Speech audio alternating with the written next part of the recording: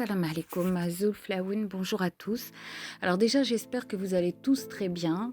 Avec du retard, je voulais vous souhaiter à tous une très bonne année 2021 pour vous, pour les vôtres, pour tous ceux que vous aimez. Une bonne année, surtout de la santé, de la santé. Je pense que c'est ce qui prime en ce moment, de la santé pour tous, du bonheur et de la paix dans la vie, dans le monde et dans nos cœurs aussi.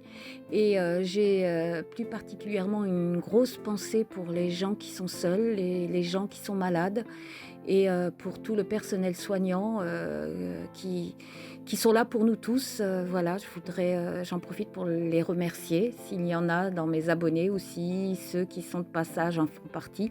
Donc voilà, merci à vous. Et puis voilà, donc encore à vous tous, une très bonne année. Donc ça fait un moment aussi que je n'ai pas posté de vidéo, donc c'est suite à des petits soucis personnels et aussi techniques. Donc voilà, mais là maintenant je reviens avec une vidéo qui j'espère va vous plaire. C'est une recette de petits pains farcis au saumon et au fromage. C'est vraiment facile à faire, c'est un jeu d'enfant on va dire, et c'est délicieux, c'est tout simplement très bon. Vous pouvez les manger à l'apéritif ou accompagnés d'une salade ou tel quel, ils se mangent aussi bien. Voilà, j'espère que cette recette va vous plaire. Alors, nous aurons besoin pour cette recette de petits pains de 480 grammes, plus ou moins, on va dire à 10-15 grammes près, tout dépend de l'absorption de votre farine. Donc de 480 grammes de farine tamisée, pensez à toujours tamiser votre farine. Nous aurons besoin de 2 œufs, mais nous allons garder dans les 2 œufs un œuf entier et le blanc de l'autre, donc on gardera le jaune pour une prochaine utilisation. Nous aurons besoin également de 200 ml de lait tiède, de 100 ml d'eau tiède, une cuillère à soupe de levure sèche instantanée équivalent à 8 grammes. Il nous faudra également une cuillère à soupe de sucre en poudre. Ensuite, il nous faudra comme épices, donc c'est un peu au choix, mais là en l'occurrence avec le saumon ça se marie plutôt bien, j'ai pris du sel. Donc faites attention au sel en sachant qu'il y aura du saumon fumé et du fromage qui est déjà salé. Donc, et là j'ai mis aussi de l'ail en poudre et du persil. De l'ail en poudre et du poivre. Le persil viendra après.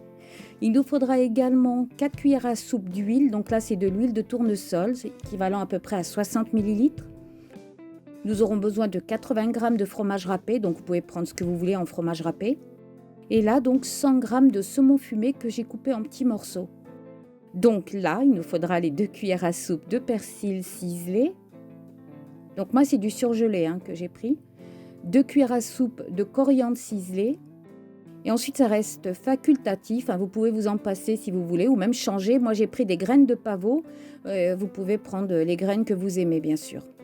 Alors, on va commencer donc déjà par verser notre eau tiède. Ensuite, on rajoute le lait tiède. On va mettre la levure sèche, le sucre en poudre. On va mélanger. Et on va donc couvrir notre bol et on va laisser 5 minutes, le temps que la levure fermente un petit peu.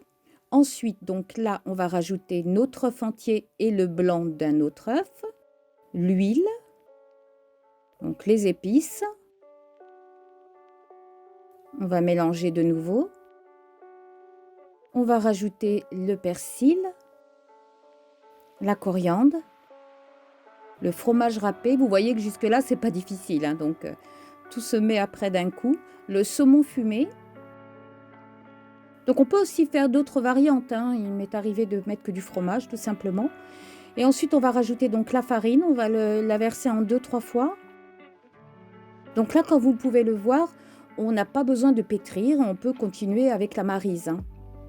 On va mélanger. Donc on rajoute. Là, je rajoute donc la farine. Donc moi, j'ai utilisé bien 480 grammes. Donc là, on va mélanger, on va faire en sorte de bien mélanger jusqu'à ce qu'on ne voit plus de traces de farine. Vous voyez, c'est surtout des fois en dessous le saladier, le bol qui reste de la farine. Donc là, vous voyez, vous vérifiez qu'il n'y a plus de farine. Et après, on va couvrir et on va donc laisser la pâte doubler de volume à peu près 1 heure. Donc là, notre pâte a doublé de volume. Comme vous pouvez le voir, j'ai préparé déjà un plat à côté avec une feuille de cuisson. Donc là, on va continuer dans la facilité. Donc on va préparer en même temps un petit bol avec de l'huile.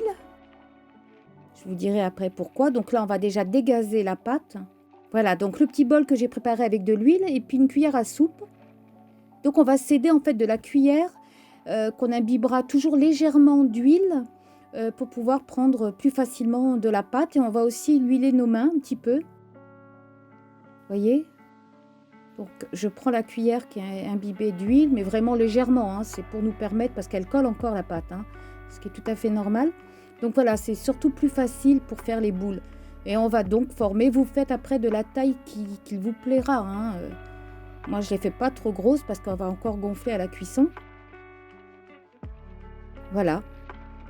Et donc, on va faire comme ça jusqu'à la fin de la pâte.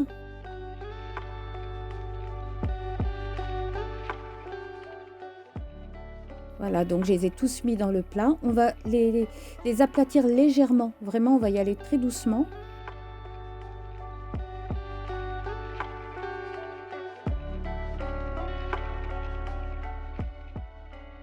Et on va encore les laisser reposer une trentaine de minutes. Pendant ce temps, on pense à préchauffer notre four à 200 degrés. Voilà. Donc là, maintenant, je vais prendre à peu près l'équivalent de 2 cuillères à soupe de lait. Voilà, parce que moi, en fait, je vais les badigeonner de lait, je préfère. Alors, quand vous badigeonnez, allez-y doucement, délicatement. Hein. Puis donc, après, je vais mettre des petites graines de pavot. Donc, ça reste facultatif. Mais si, comme moi, vous aimez les graines, vous pouvez mettre les graines de votre choix. Et donc là, maintenant, on va les enfourner à 200 degrés pendant 25 minutes à peu près. Vous surveillez la cuisson quand vous les voyez dorés. Ça sera terminé. Voilà, notre recette est prête. J'espère que cette recette vous plaira et qu'elle vous donnera envie de l'essayer. Voilà, en attendant la prochaine vidéo, je vous dis à très bientôt. Encore une fois, tous mes vœux de bonheur à vous tous. Prenez soin de vous et des vôtres et à très bientôt.